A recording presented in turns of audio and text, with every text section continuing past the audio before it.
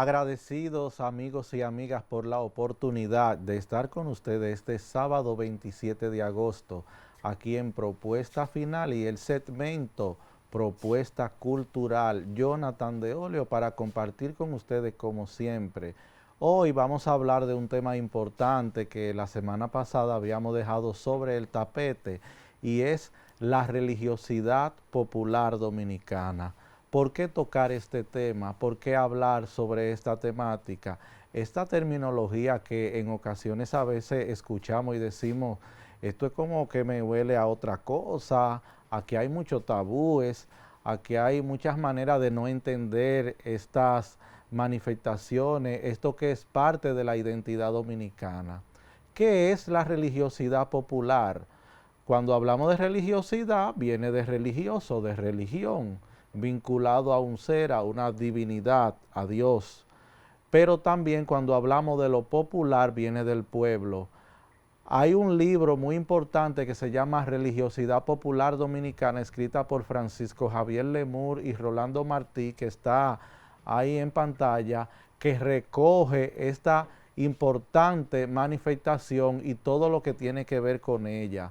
A veces cuando hablamos de religiosidad también nos referimos a toda la parte mágico-religiosa que tenemos como pueblo, porque nosotros somos un país trino, yo le llamo trino, ¿por qué? Porque estamos vinculados desde nuestra historia, desde nuestra ancestralidad, a tres elementos culturales que nos identifican, que son el elemento indígena taíno, pero también está todo el elemento y la cultura española hispánica, y ese elemento cultural importantísimo que es el elemento africano, esos tres están vinculados en un solo, y por eso es que se da lo que se llama sincretismo, sincretización de varios elementos en uno.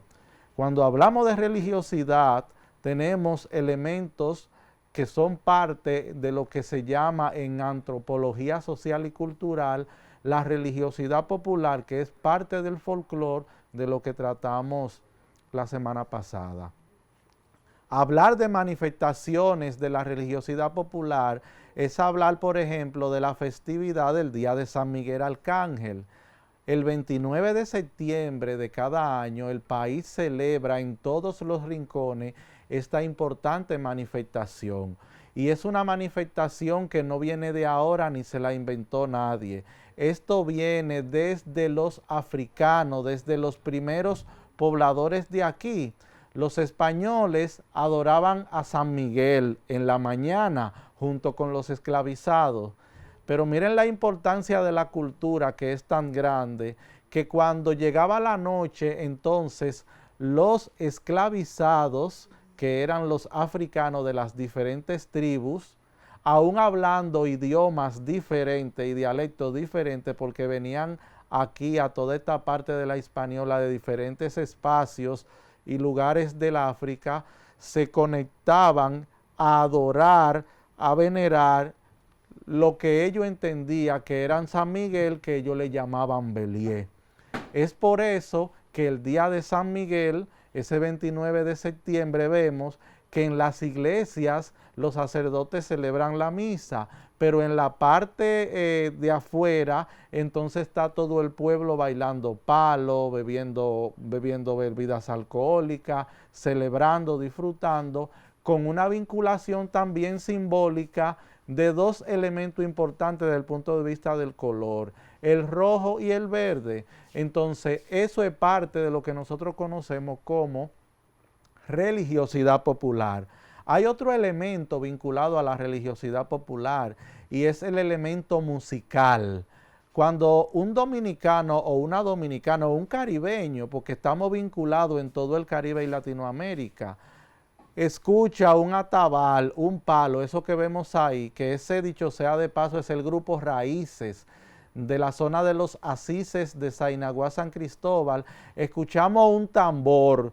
¿Quién cuando escucha un tambor no se para y se remenea, aunque sea con los pies o las manos?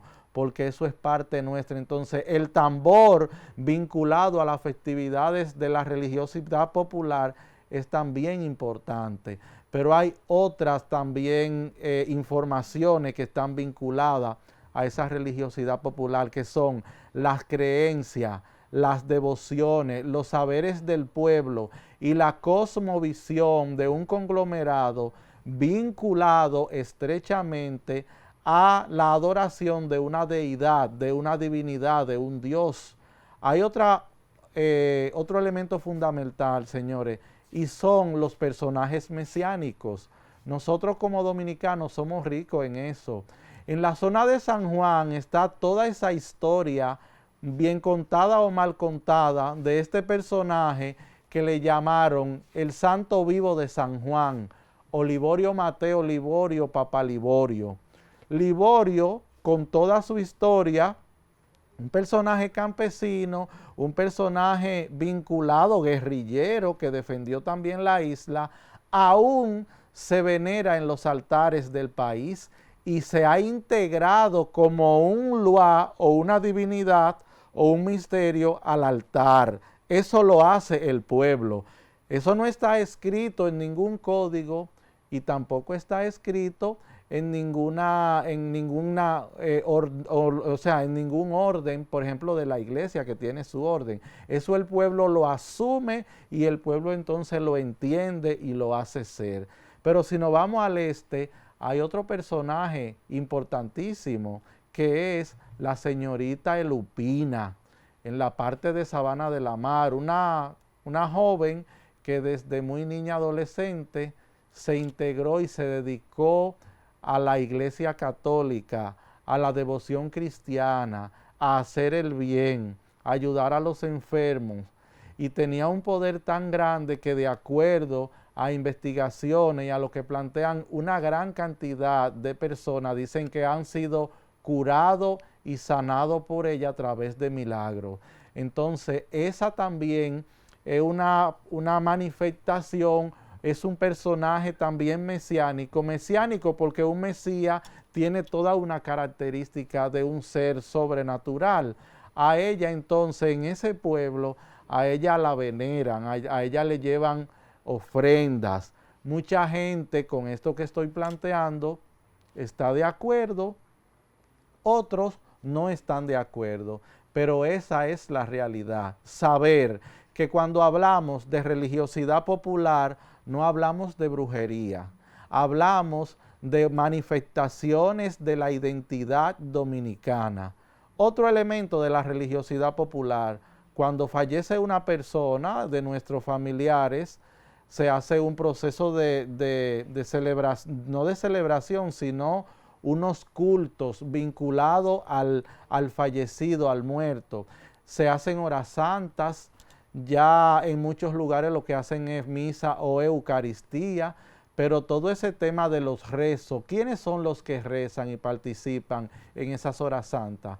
Son las mismas personas que van a la iglesia católica, y los que no son católicos entonces le hacen otro tipo de celebración, pero siempre vinculando a ese ser y a esa divinidad.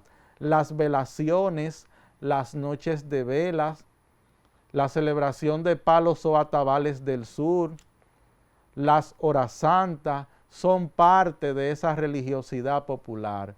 Los negros africanos esclavizados aquí en esto que llamaron la Hispaniola, que esto se llamó todo el tiempo Quisqueya, Babeque o Haití, era de los nombres que eran conocidos aborígenes. Entonces, esas personas, luego que desaparecieron esos primeros pobladores y fueron exterminados, entonces quedaron esos esclavizados que en todos esos manieles, cuando se iban, que le huían de sus amos, hacían sus celebraciones.